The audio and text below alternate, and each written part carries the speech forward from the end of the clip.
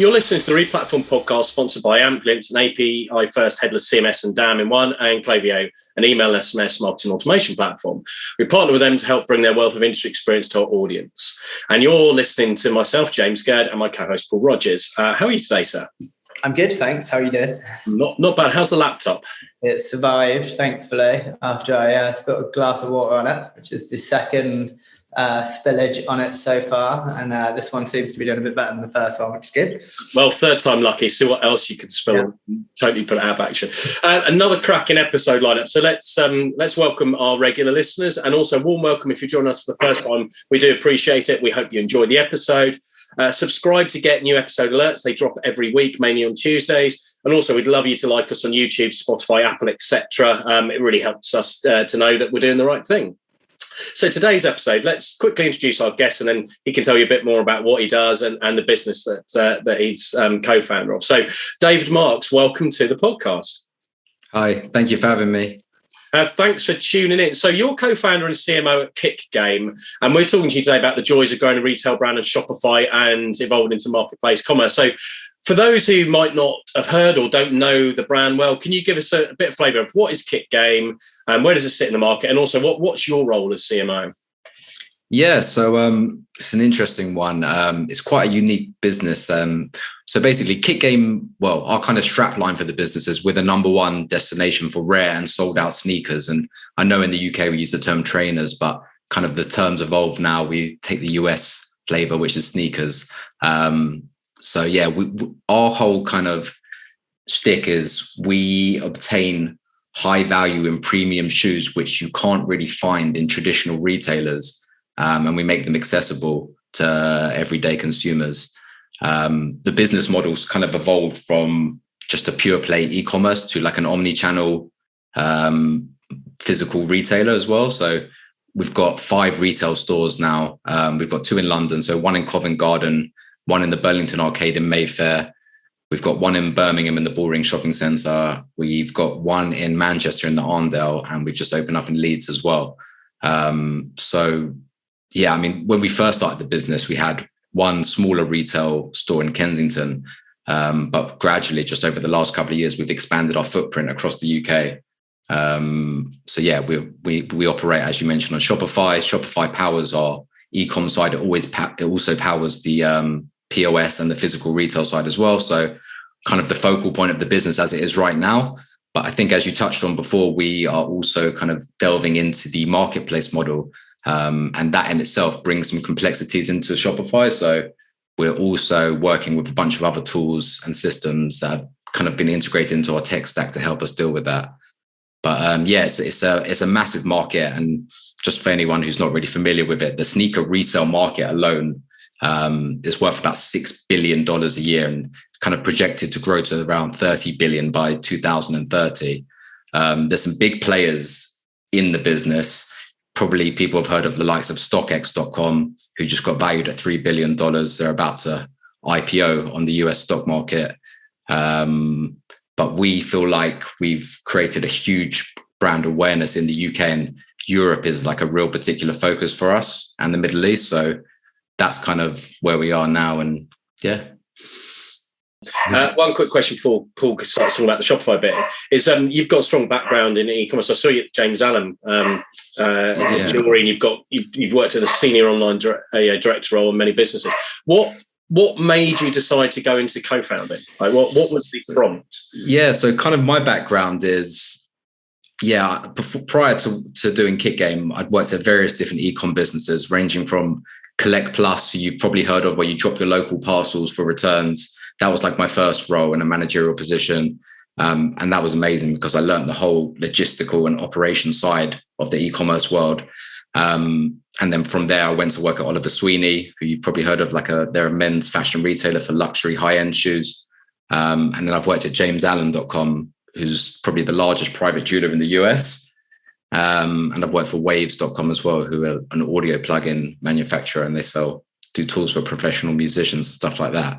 But me and my brother, Rob, who's the other co-founder of the business, we've just always had a huge passion for sneakers and what we call sneakerheads. We've always collected shoes and loved shoes. And I think in 2013, we just spotted a gap in the market, and he came from like a corporate finance background. I was coming from the e-commerce tech background.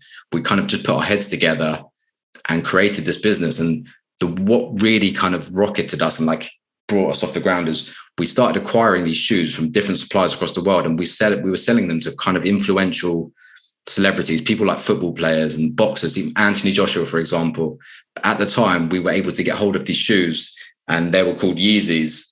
There was a collaboration between Nike and Kanye West. And these shoes were such limited in demand that people would go absolutely crazy for them. So we started selling them over Instagram, and people would come to us, can you get me the shoes? In exchange, I'll post them on my Instagram. So someone like Anthony Joshua would post it on his Instagram. We'd build a huge brand awareness around it, create a huge buzz, ended up turning it into an online business. And I think the first platform we used was OpenCart. I created an OpenCart store myself. I used to do everything myself, did the theme myself. And yeah, we just started buying and selling, slowly building the business until gradually we built up a huge following, opened up our first store. And yeah, one thing led to another. We got backed by a venture capitalist growth company, and that put money into the business to allow us to kind of scale, recruit new staff, open new stores, invest into our tech stack. And yeah, that's where we are today. That's great. First question, or first kind of proper question. So we've spoken quite a lot in different kind of communities, I guess, around different Shopify bits. And as you say, Shopify is the core of your business, I guess. Can you give us a bit of an overview on your current tech stack and maybe how that's changed over time? Yeah, so yeah, Shopify really is the core because it powers the e-commerce side. So the front end websites, so there's two now. There's the UK website, which serves the UK and kind of rest of world market. And then we've got like a dedicated EU Shopify store, which just serves the European Union, pretty much due to Brexit. We used to do everything under one umbrella, but Brexit kind of forced our hand into splitting it into two separate stores. But yeah, they're both Shopify stores, and this also powers the retail side of the business. And yeah, all of our apps, well, we've got like this is one of the amazing things about Shopify, and I guess why they're the market leader and so many people are migrating towards it. They've got the richest app ecosystem out of all of the different players, and it's just so easy to set something up. So for example, Klaviyo, which is like our email marketing platform, it's just plug and play and it's so simple to use. And we use ShipStation for all of our fulfillment, and that just plugs straight into Shopify. So anytime an online order comes in, that goes straight into ShipStation. All of our click and collect orders, that's all done through Shopify. Even things like on-site merchandising. So right now we're using Boost Commerce for our search and filtering, but we also use another app called Chemonics, which is actually a really incredible app, which not many people know about. And it's probably one of the best apps that I've ever come across. And I really I preach about it to everyone I speak to because it's made such a big impact to our business. But what it essentially allows you to do is it customizes all of your Shopify collections based on different parameters, which are important to you as a business. So if you want to have, let's say you've got Nike shoes and you want to organize that collection by which shoes bring you the most profit margin, Chemonics, you can plug that into Chemonics and it will organize the collection based on which shoes give you the highest margin. Or let's say you have a lot of shoes and you've got a lot of inventory of one particular style, you can sort it by inventory. And you can give different weights to different things that are important to you. So Chemonics is an incredible app and something that just plugs so easily into Shopify. Other things which are just really useful and kind of fundamental to our business are we use Stamped for reviews and Smile, which just also seamlessly plug in. We're using Postcode 360 for returns, which is just like a really simple, easy to use returns app. And it integrates directly with DPD, who's our fulfillment, which is our provider in the UK. And so anyone who just wants to create an easy return can just log on, generate and download a label. It all gets processed directly within Shopify. Other things that we use, fraud. We use a company called No Fraud. Our business is kind of targeted regularly by fraud. And it's really hard to keep up with if you're trying to do it yourself. So we started using this company called No Fraud. And since we've done that, we've kind of eliminated all of our chargebacks, and incredible company. We use another one called Real ID as well. So if you want to manually check somebody's ID, they can send out a targeted email to you and say, Paul, can you send in a picture of yourself holding your ID? And this is how we also verify a lot of the orders that we're not sure about. So yeah, that's kind of like our tech stack from the Shopify side. Just a really rich app ecosystem, which fundamentally runs our business. And then, we can come on to as well, but we developed our own PIM and inventory management platform, which ties directly into Shopify, and kind of manages all of our product catalog, sends inventory updates back and forward. But I know you can do that within Shopify. It's just our business is quite complex and we needed something custom to be able to do that. And I guess when we've spoken in the past, you've been quite pro. I know Algolia was one that you're a big fan of. What else, do you intend on making any other changes to the tech stack? Yeah, Algolia is a really interesting one. And I had a call with them last week, actually, and we do plan to onboard them as our main search provider. We've scoped this out for a long time now, and I've spoken to absolutely everyone. And it's just, we feel like Algolia is probably the strongest in terms of search in itself. All of our competitors use Algolia. I don't feel like they offer the best service, but in terms of technology, I just think it's unrivaled.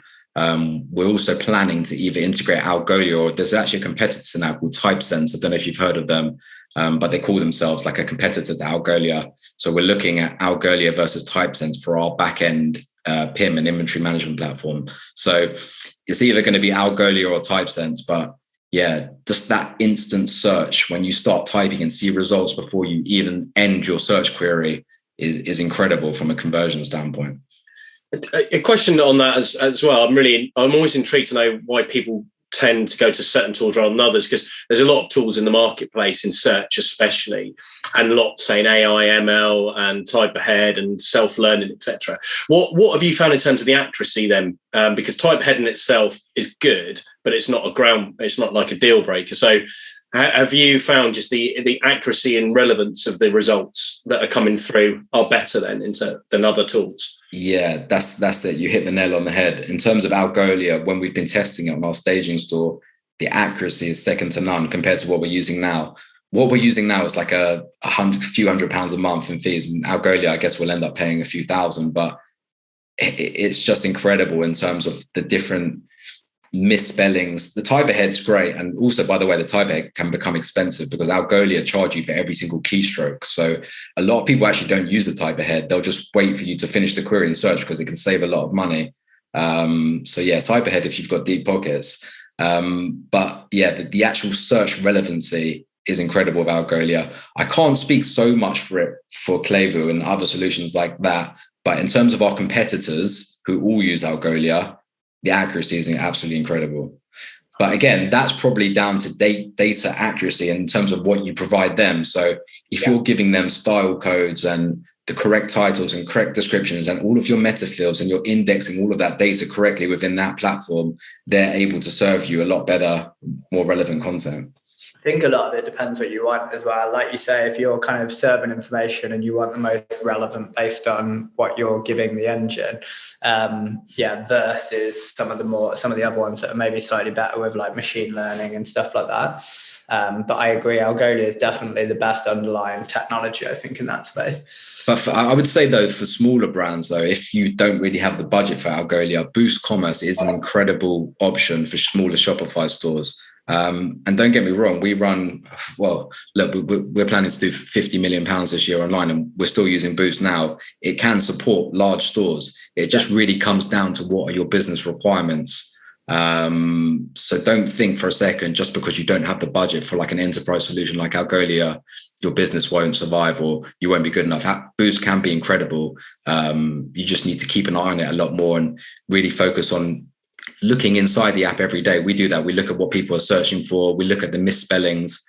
We keep it updated regularly. So Boost is a great tool. So I wouldn't neglect it for any reason. It's got a lot better recently as well with like all of the kind of business logic side of things. So I agree. Especially with meta fields as well. I know a lot of Shopify stores use meta fields. You can in Boost, you can index your meta fields and use that as search data. So if you're utilizing meta fields in Shopify, Boost is an absolutely fantastic tool. You can also use them as filters. So say you have color as a meta field, you can use that as a filter within collection pages, and then you can filter on white or brown or black for your products.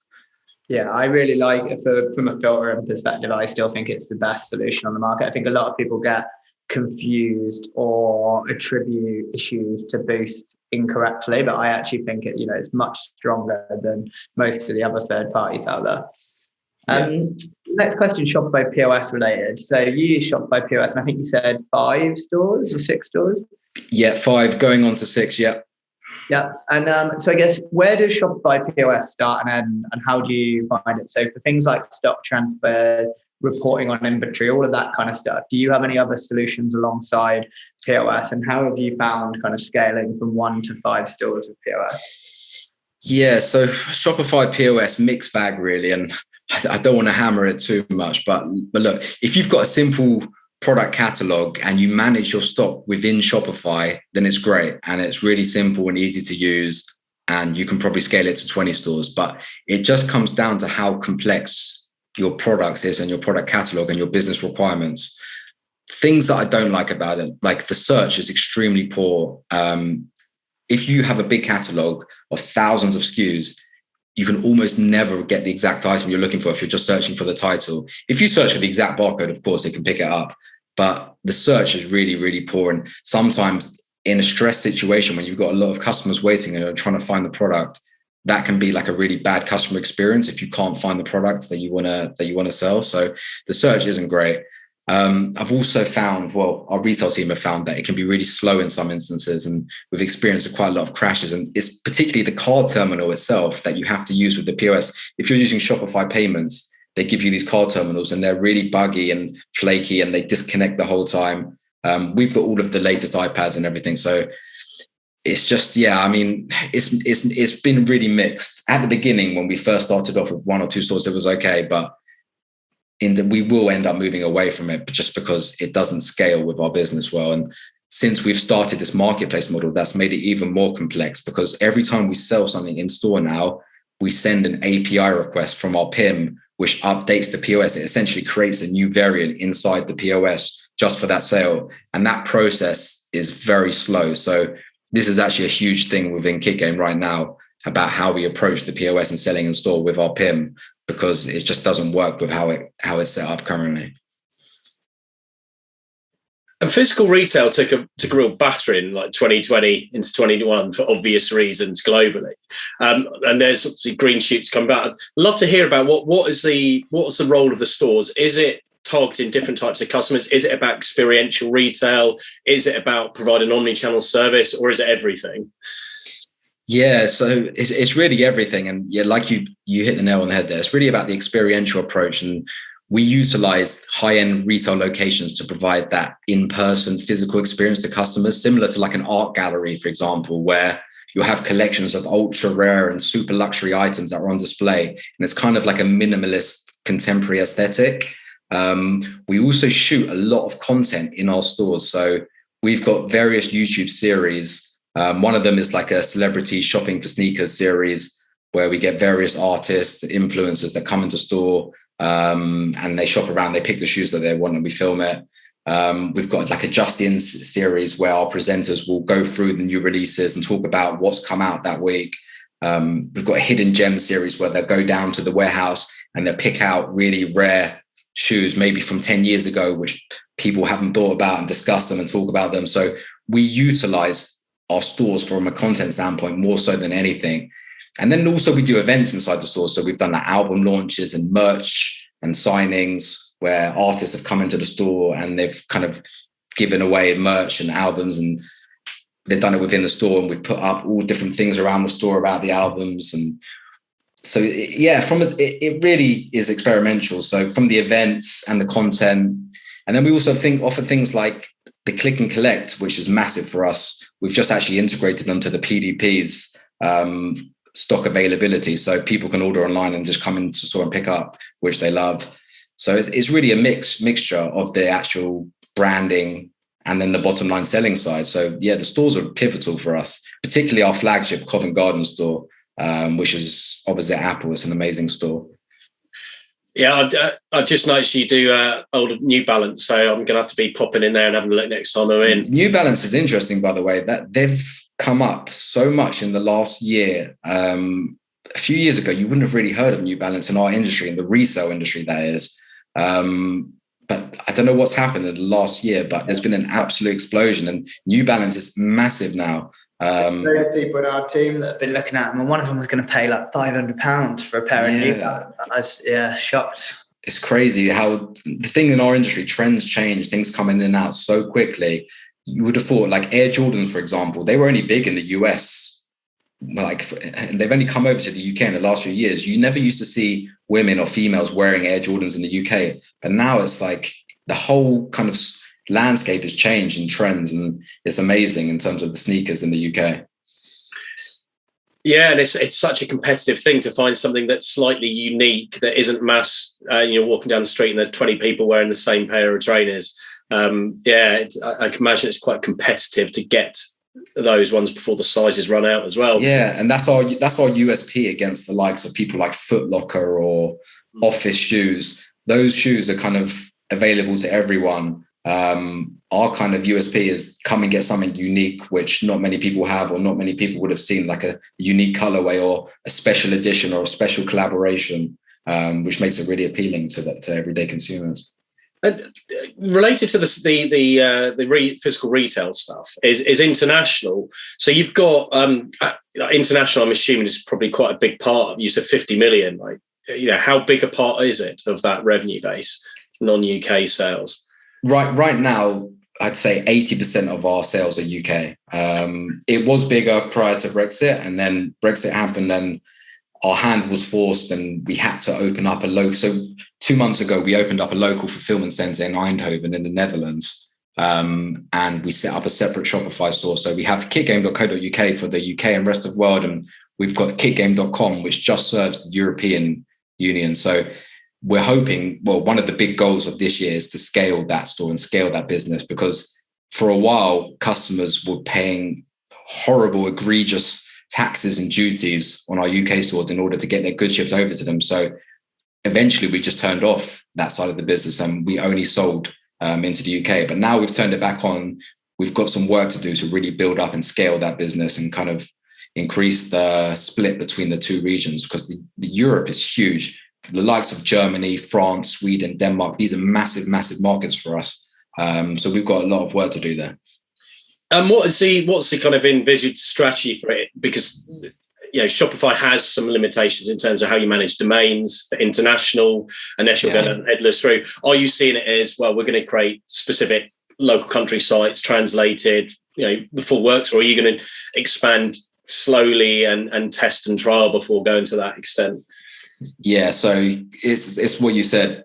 We're going to expand slowly and kind of test it. And so right now, the EU site, the kitgame.com, is just all of Europe. And we haven't kind of localized one specific territory. The goal eventually, towards the end of the year, is to go headless. And at that point, we will put everything under one domain. So we're not going to invest too much time localizing specific markets when we are going to go headless. But yeah, like you said, we're just going to slowly roll it out to those key markets. The content that we put out might be a bit more localized. So we are doing things with different influencers. For example, in the Netherlands, there's a lot of big YouTubers and TikTokers where we'll put out specific content in Dutch or in French if we're working in France. So the content itself will be localized, but the actual website experience will all just be, one domain. But Shopify, you're right, does have its limitations. And I know they're trying to make things better now. And a lot of stores can operate under one domain you've got taxes and duties within the checkout now. You've got multi-currency, you've got price books and things like that. But again, it just really comes down to your business requirements and your product catalog, whether you want to have a separate store or not. Yeah, absolutely. So you've just mentioned Headless. Before, you were talking about the kind of bespoke marketplace, PIM, OMS that you've kind of built out. There's a lot of work there. And one of the things we've talked about in the past is kind of in-housing of development versus agency versus contractors. And I know you've changed your approach a few times on here. Yeah. And I know at the moment you're doing a lot of an agency in New York. Like, where are you currently, and what's your kind of long-term play in terms of the development team structure? Yeah, so like you said, we've tried everything. We've done in-house, agency, freelancers, and I guess like all things, it depends on exactly what you're trying to accomplish. But we kind of ended up splitting it into two functions. So for the front end tasks, we work with various freelancers on an ad hoc basis, where we have like an on-site roadmap of various projects which we want to attack.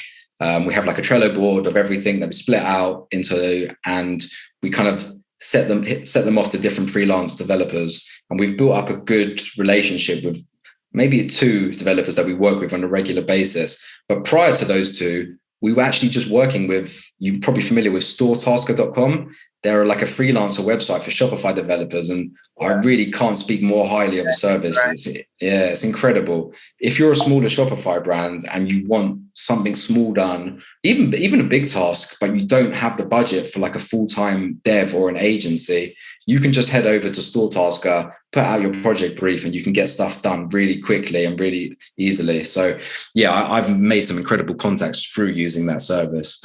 But yeah, essentially our front end Shopify work we've done is with freelancers. And then the more complex stuff with the PIM and the marketplace app, we've worked with an agency called the Van Group, who are based out of New York. Although a lot of their staff are quite kind of spread across the world. It's run by a guy called Xavier, really, really talented bunch of guys. They know Shopify inside out. They're really technical. They understand the custom app development side. There's a lot of Shopify agencies out there that do like the actual web development side. And don't get me wrong, they're fantastic at that, but they also really understand the custom app development side, which was key for us. And that project is huge and it requires a lot more resources. So you've got like multiple back-end developers, front-end developers, you've got DevOps, QA, project managers. So yeah, we really needed like a bigger agency to handhold us and walk us through that project. Although we just have hired a new principal lead engineer full-time on our side who will work alongside the Van Group and kind of represent us, who will be in our office. And it was just important to us to have someone that was there alongside us. And one thing I've learned since the start of the pandemic is you can't really beat that face-to-face time, those face-to-face meetings. Look, Zoom and Slack is great for like project management and working remotely, but sometimes you just need to have those meetings where you can put your ops director in front of the developer, show them the actual physical process, the physical issue. And that's what was really important for us. So, yeah. And so beyond the development team, what does your overall team look like? So obviously you've got the CMO title, you've talked a bit about influencers and TikTok and things, like across ecom and marketing, like what does the rest of your team look like? Yeah, so at the beginning, it was just me and my brother, Rob, we co-founded the business and we kind of used to just do everything ourselves. And now we've grown to 70 full-time staff and a lot of those are retail staff. But yeah, we split into kind of the management team, which is myself, Rob, and then our MD, Alicia Thompson, who's incredible, who's our leader and keeps the business running. We've got our ops team run by a guy called Nick, and that's all of our warehousing operations and stock and everything like that, all of our order and fulfillment. We've got a retail team, a customer service team, and then we've got like a marketing and design team, which we kind of put into one team. And then lastly, the e-com and product team. So that's kind of how we split out the different teams within the business. But yeah, it's grown really quickly, specifically over the last 2 years as we've scaled. But yeah, it's a big team now. And yeah, you mentioned earlier about being 50 million revenue. So that's impressive, revenue. That's what we're forecasted for 2022. Yeah. So yeah, 2021 was just close to 30, but yeah, we're forecasted to do 50 this year. So, I mean, that's amazing. And congratulations. That is impressive growth targets. One thing I'd love to dig into on that is my understanding is that you do work around like CRO and optimization. It's what every business as it matures gets more into. Love to know how you've gone about that. Like, have you gone out and partnered in the same way that you use apps to achieve capability, or have you brought that skill set in-house in order to drive a program of optimization? Yeah, so it's pretty much been in-house. And I know there's some incredible and talented CRO people out there, and maybe we should be speaking to people to kind of further develop that. But right now, we do a lot of research about what we could do to improve the experience. And we kind of just take it on board ourselves and kind of project manage the task ourselves and then put it out to developers to implement. But I guess some of the things that we've done, which I guess everyone's really familiar with, are things like site speed and core web vitals. And I know that's probably one of the hottest topics right now because Google puts such an emphasis on it.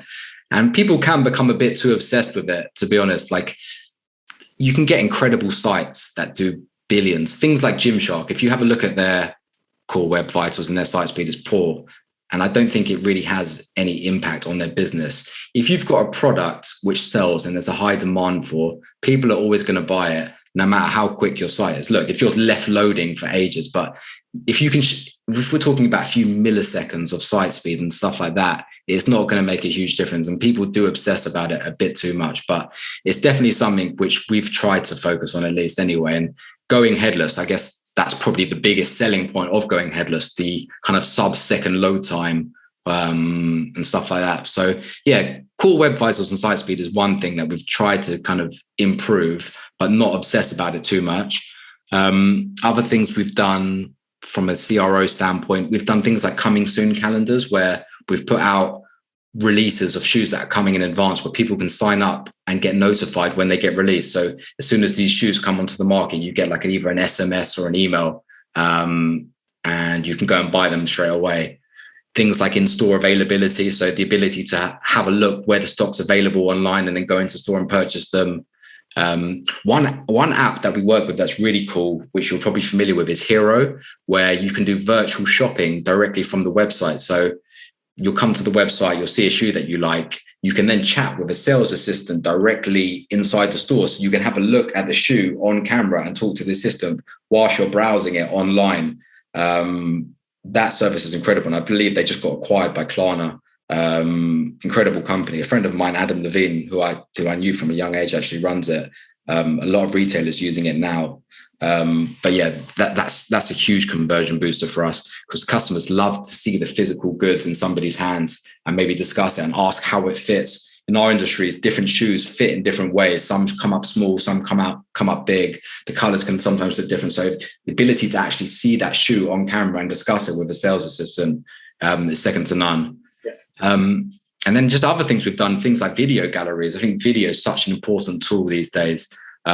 We kind of embed now all of our video content into the website. So if there's a celebrity doing a sneaker shopping video, we'll put that onto the website and then we'll put the products which they bought in the video directly under it. So a direct sell-through from the video, which is great from a conversion standpoint.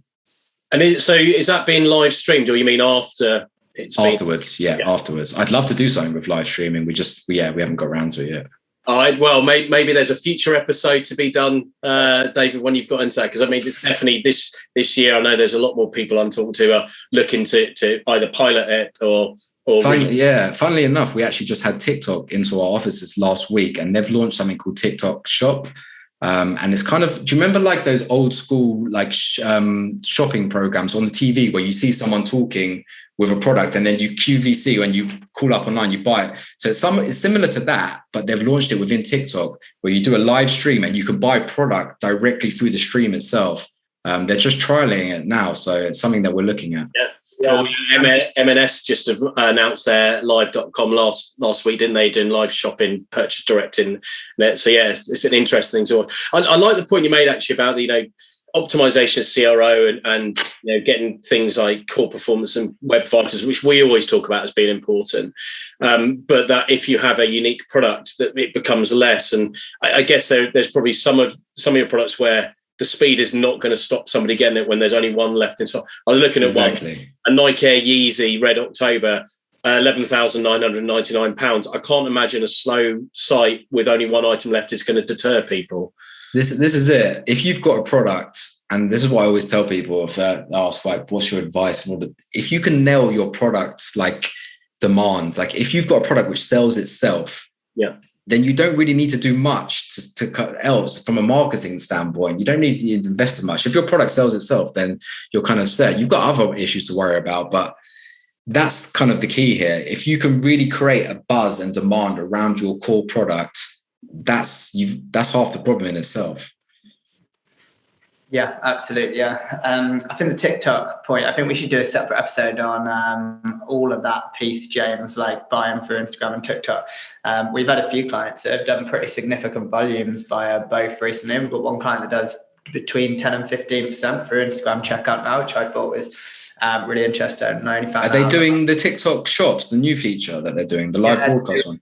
Yeah, and Maplin, who we had on before, I know so they've started doing it with influencers. So I think they launched it when it was in beta a couple of months ago, and they essentially just had influencers reviewing tech products, and then you could buy direct through TikTok alongside it. And they said that it performed quite well. The only thing about that channel is that TikTok do end up taking like a 5% commission for every sale that goes through the platform. So if you've got the margins to do it, then by all means. But I just know some brands do operate off relatively small margins, and then to end up giving away 5%, I don't know if it's negotiable or not, but to give away 5% to TikTok is quite a large sum. So it's one thing to consider. They're not giving away 5%. I think the reason they're doing over 10% is because TikTok is massively incentivizing both them and the customer. So I think they were like funding some shipping promotions and stuff like that.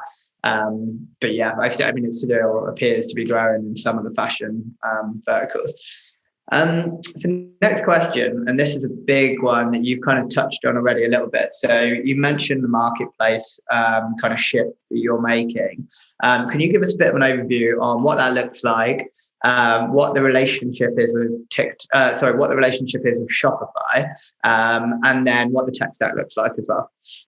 Yeah, so this is where it becomes a bit complex. So, and I'll try and keep it as kind of simple and straightforward as I can. But right now, Kit Game owns the vast majority of all of its stock. It's all stored in our warehouses in London and Eindhoven. In order to rapidly expand our stock and product catalog, we want to allow third parties to sell through our online and retail stores. In order to do that, we had to build a custom, you could call it a PIM, inventory management app, that's connected directly to our Shopify. And I think I mentioned there's a few very successful businesses that operate a pure marketplace model. Most of them are US based, so like the likes of StockX and Goat and Flight Club and Stadium Goods, who got acquired by Farfetch. But those are pure marketplaces. They don't hold any of their own stock. So what we've built is kind of a hybrid approach where we're still going to always have our own stock, but we're also going to allow third parties to sell and transact through our website. And it's not like the traditional eBay style marketplace. There's two different ways to sell essentially. So there's what we call remote sell. And say, Paul, you've got a pair of New Balance shoes, which you've acquired, which are really valuable. They're worth £500. You would come to sell.kitgame.com. You would list those shoes. You would say, I want £500 for them. And as soon as they sell, we would send you an email saying, hi, Paul, your shoes have sold. Here's a DPD label. We need you to now send them into our warehouse so we can inspect and authenticate them. And then we will ship them on to the end user. So it's not you selling directly to the customer. It's all coming directly into our warehouse first. And the reason why we do that is for the authentication procedure. Our industry is absolutely loaded with fakes and inauthentic goods. And I guess it's similar to other industries like watches and handbags and stuff like that. But we pride ourselves on operating like a really strict authentication procedure and with that throughout our business, so that everything is 100% approved and legit. And you have to do that in our industry because there's just so many fakes that come from China all across the world. So your shoes would then come into our warehouse. We would send them out to the customer and then we would pay you out. We also offer a separate model, which is actually quite unique. It's called the ship to warehouse model, where you can ship your stock in advance. Say you've got hundreds of shoes at home. You don't want to store them at home. You can send them directly to our warehouse. We'll store them for you. We'll pre-authenticate them. And then as soon as they sell, we'll just pay you out straight away. 90% of people will prefer the remote sell option because they can list it on multiple marketplaces. They can list it on Kit Game, eBay, StockX, and whoever sells it first essentially gets the sale, right? So people prefer that model. But a lot of the power sellers and our trusted kind of partners do like the ship to warehouse, where they can just send all of their stock. They don't have to store it. We'll store it for free. And what that means is we can sell this consignment and marketplace stock in our retail stores, which is a really powerful feature for us because it just gives us access to so much more. But yeah, that's essentially how the marketplace works. And the reason why it's really complex with Shopify is, let's imagine, I don't know, you've got that New Balance shoe for £500. Let's say I've also got the same shoe in the exact same size and we've both got it. If we both want to sell that on Kit Game, Shopify doesn't really know how to do that. Shopify only understands one price field. You want to sell yours for 500, but I want to sell mine for 550. We had to build a system where it generates a queue. So essentially lowest prices first get sent into Shopify. As soon as your shoe gets sold, Paul, my shoe would then get sent to Shopify as the next shoe in the queue. And that's kind of how the marketplace model works. And that's why Shopify is not really catered to be a marketplace. It doesn't understand different prices for one field. So that's how we built our marketplace and our PIM. Essentially, it operates a queue and sends inventory the whole time via a REST API and via GraphQL to Shopify to update it. A question on the international element of it. I'm not sure if this is going international initially, but one of the big challenges I think some businesses have now is what's the VAT implications if you're providing marketplace commerce, but you're not the seller of the item, it's sold by somebody else, but you're managing the customer relationship. What fun have you had getting your head around VAT obligations and implications for you, and what you need to charge and not charge? So there's a really interesting thing. I don't know if you've heard of it. Have you heard of the margin scheme? No, I haven't. What is it? It's called the VAT margin scheme, and it's a special margin scheme created by the government that allows you to sell what they call like antique secondhand goods, and we don't actually charge VAT because you pay, I think, 17.75% of the profit of the shoe. I don't know the specifics of exactly how the intricacies of how the scheme works, but we don't charge VAT on any of our shoes because we operate under the margin scheme. It's the same scheme that a lot of marketplaces operate under. Interesting. What was it called again for our listeners? It's called the VAT margin scheme. Okay. But that only applies to certain types of... It only applies to marketplaces, yeah. So, and it doesn't apply to, say we've acquired stock from a supplier. If that supplier is VAT registered, we can't sell under the margin scheme. You can only operate it under very specific conditions. So that's why we acquire our stock from private individuals who aren't VAT registered. Or every day we actually get people coming into our stores selling us stock. But yeah, there's very strict requirements operating it, and it is quite complex. Yes, not an area I specialise in for very good reason, because it is. Me neither, to be honest. Yeah. Interesting, but that's given me something new to read up about. Thank you. And final question for me is: so you said you plan to go up to 50 million this year. That's in the budget. What have you got planned for this year? Is it primarily focused on the e-commerce side? Is it store expansion? Is it everything? Yeah, so I guess there's a few different things. There's Europe expansion, which I think I touched on briefly before, and that's just kind of refining the operations there, the marketing and scaling that business, because there's just so much we can do in Europe. So just getting that engine running smoothly and just scaling that business over the next year. We want to do 2 additional pop-ups in the UK, so we're just kind of narrowing down those stores. That will take us to 7 stores. And then we've also recently had meetings in Dubai about opening a store in Dubai Mall as well. So we're looking at opening in Dubai, and that will be our first international store outside of the UK. And then I guess one of the other huge growth areas for us is the marketplace expansion. Right now it's in a closed beta. So eventually at some point this year, we'll open it up and let just anyone join and sell through the business. And then the big tech project for this year is the Headless transition, and kind of like what we call a microservice transition. We're going to do it slowly. So we're not just going to completely rip out everything in one go. We'll set up like a solid, like scalable headless foundation and slowly do things like the customer relationship platform. We'll maybe work with Segment, and then we'll look at the order platform, and we'll do something. Everything's going to be microservice based. And I guess the last piece of the puzzle will be the checkout, which will be running on Shopify. And eventually we'll move to our own checkout as well. But yeah, we'll slowly move away from Shopify. Interesting. And yeah, the marketplace, is the aim with that to onboard more and more sellers, or are you keeping it at a manageable level initially? Because it obviously has a resource implication the more sellers you try and onboard. Yeah, it's not even just a resource, it also has financial implications, right? Because so when you sign up to sell your shoes, we take a fee to process that sale, the same way that eBay does or Amazon when you sell through those platforms. But when we sell our own stock, we can sell it at a much better profit margin. So we've got to really kind of carefully balance the consignment versus our own stock, because it can cannibalize our own sales. So that's why we're just kind of cautious about releasing it to the public.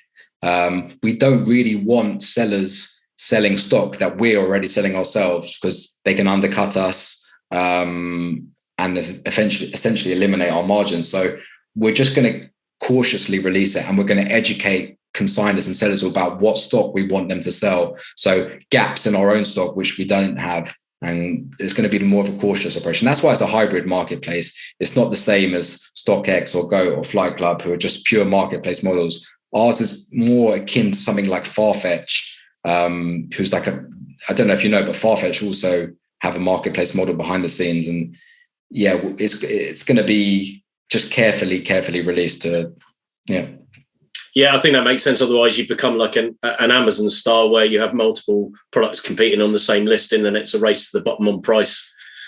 And yeah, by the way, don't get me wrong, to the end user, they won't really even know that it's a marketplace model. When you come onto our site, onto the product page, you'll be a normal product page. You won't see that you're buying from a third party, because everything comes into our warehouse first and we inspect it and authenticate it. You essentially buy, it's like buying directly from Kit Game. So it's a hybrid approach. Cool. That's all our questions today. I really appreciate you taking the time, David. It's been really interesting talking to you. No, yeah, it's been great. Thank you for having me. I really enjoyed it. No, that's great. And if anybody wants to reach out and learn more about like Kit Game, and if there's anyone listening thinking, oh, well, maybe I could be a supplier to the marketplace, how do they contact you? You just shoot me a message on LinkedIn. I'll come back to you. That's probably the best place. Cool. Thanks. And thanks as always for people for listening. Keep an ear out for the next episode. It lands every Tuesday, and let us know of any topics you'd like us to feature, and tell us why you'd like. Also do subscribe. The more the merrier. And thanks to our episode sponsors, Klaviyo and Ampliance. See you next week.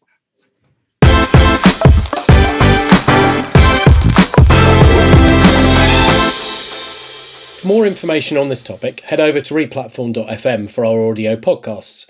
To discuss a project, or if you'd like to chat about any of the topics covered in this episode in more detail, please reach out to myself, James Gurd, or my co-host Paul Rogers via LinkedIn and Twitter. Thanks again for listening, and keep your ears peeled for the next episode.